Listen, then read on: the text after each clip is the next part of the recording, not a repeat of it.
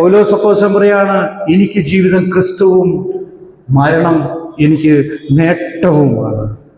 ജീവിതം ക്രിസ്തുവായി മാറണമെങ്കിൽ നമ്മുടെ കൈകളിലേക്ക് നമ്മൾ നോക്കണം. എല്ലാവരും കൈകളിലേക്ക് നോക്കാവോ? മോളെ ഒരു പ്ലേ കാർഡ് എടുത്ത് കാണിക്കാമോ? മോളെ കൊണ്ടുവന്നിട്ടുണ്ട്. എന്താണ് ഇവിടെ?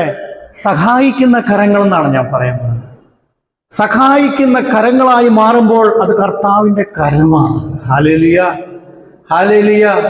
ശപിക്കുന്ന കരമായി മാറുമ്പോൾ, എറിയുന്ന കരമായി മാറുമ്പോൾ അത് പിശാചിന്റെ കരമായി മാറും. നന്മയും തിന്മയുമാണ് ഇവിടെ നമ്മൾ മനസ്സിലാക്കേണ്ടത്. ഇവിടെ കർത്താവിൻ്റെ കരങ്ങൾ, മോനെ അടുത്ത ഒരെണ്ണം കൊണ്ട് കാണിക്കാമോനെ. സഹിക്കുന്ന കരങ്ങളായിട്ട് നമ്മൾ മാറുന്നു.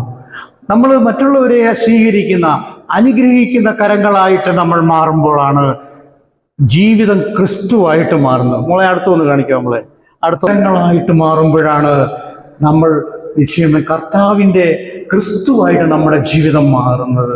അടുത്ത ഒരുണ്ട്, അനുഗ്രഹിക്കുന്ന കരങ്ങളായി മാറുമ്പോൾ, മറ്റുള്ളവരെ അനുഗ്രഹിക്കുന്ന കരങ്ങളായി മാറുമ്പോൾ ജീവിതം ക്രിസ്തുവായി മാറും. അവസാനമായിട്ട് നമ്മൾ കരുതുന്ന കരങ്ങളായിട്ട് മാറുക. കരുതുന്ന കരങ്ങൾ ഞാനിതിവിടെ കൊണ്ടുവരാൻ കാരണം, ജീവിതം ക്രിസ്തു എന്ന് പറയുമ്പോൾ ഈ ഗുണഗണങ്ങളെല്ലാം നമ്മുടെ കൈകൾക്കുണ്ടാകണം. കൈവറ ഉപകരണമാണ്. നമ്മുടെ മനസ്സിൽ, തലയ്ക്കകത്ത് ബോധ്യത്തിലുണ്ടാകണം. ഈ ബോധ്യത്തിൽ വന്നു കഴിയുമ്പോഴാണ് നമ്മുടെ ജീവിതം ക്രിസ്തുവായിട്ട് മാറുന്നത്, ലോകത്തിൻ്റെ പ്രകാശമായിട്ട് മാറുന്നത്. വത്തിക്കാൻ കൗൺസിൽ 6:36 ഒരു കാര്യം പറയുന്നുണ്ട്. എന്താണ് പറയുന്നത്?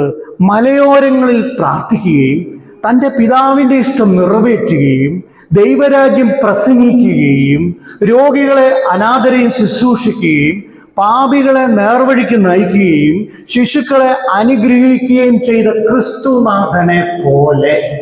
ഒരു വാക്കാണ് ക്രിസ്തുനാഥനെ പോലെ. ഇവിടെ ഈ 6 കാര്യങ്ങൾ ബൈബിൾ പരമായിട്ട് വളരെ പ്രധാനപ്പെട്ട കാര്യമാണ്. ഇതെല്ലാം